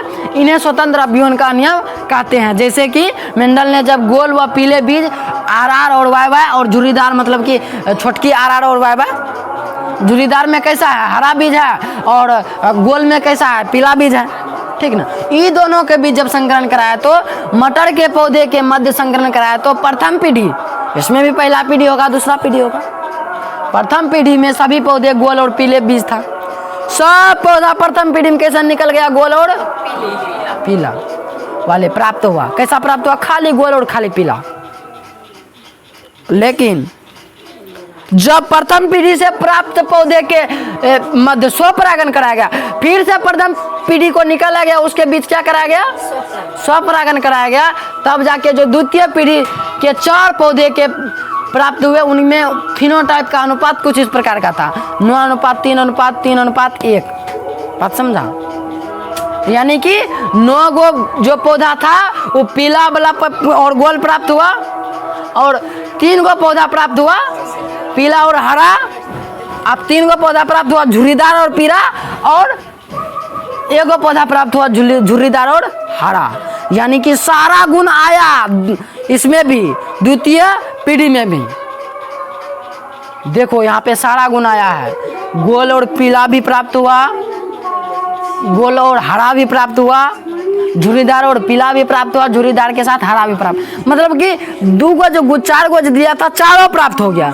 पहले तो पहला पीढ़ी में 1 के गुण प्राप्त हुआ, गोल और पीला सारा। लेकिन जब वो पहला पीढ़ी से 2 गो पौधा के निकाल के दोनों के बीच स्वपरागन कराया गया, तब जाके जो अगला पीढ़ी प्राप्त हुआ, कुछ इस प्रकार का प्राप्त हुआ। पहला पीढ़ी को ध्यान में रखो, पहला पीढ़ी को जब कराएंगे तो जब सब सारा पौधा प्राप्त होगा, गोल और पीला प्राप्त हुआ सब पौधा। लेकिन जब अगला पीढ़ी प्राप्त किया गया, फिर से, तब जाके इसे प्राप्त हुआ। बात समझा? तो तुमको याद रखना, क्या रखना है? स्वतंत्र अपव्यूहन का नियम याद रखना है तुमको, संयोजन का नियम याद रखना है तुमको, पृथक्करण का नियम याद रखना है तुमको, ये जो नियम है वो तीनों नियम तुमको याद रखना है। और जो पहला प्रयोग का याद रखना है जीनोटाइप, और दूसरा प्रयोग का याद रखना है फिनोटाइप। अब यहाँ पे ये चैप्टर होता है खत्म। और ठीक, यहाँ पे चैप्टर खत्म होता है। तीनों नियम याद रखेगा, दोनों में प्रयोग याद रखेगा। बाकी जो देखो 3 गो नियम और 2 गो प्रयोग, मेन चीज इस चैप्टर का पर्पस यही है। बाकी पिछला जो भी है वो है सब एगो पॉइंट है, बस इसी बात को समझाने के लिए वो पॉइंट लिखवाए थे, जितना चीज लिखवाए हैं। मेन चीज ये है, इसको याद रखना है तुमको। बात समझा? तो इस सब चीज को छापना होगा, तुमको याद करना होगा। और यहाँ पे चैप्टर हम लोग का खत्म होता है। अगले क्लास से हम लोग स्टार्ट करेंगे न्यू चैप्टर, जो कि है हमारा पर्यावरण। ठीक, और लास्ट चैप्टर है। उम्मीद करते हैं कि अगला क्लास से हम लोग का बायोलॉजी खत्म हो जाएगा।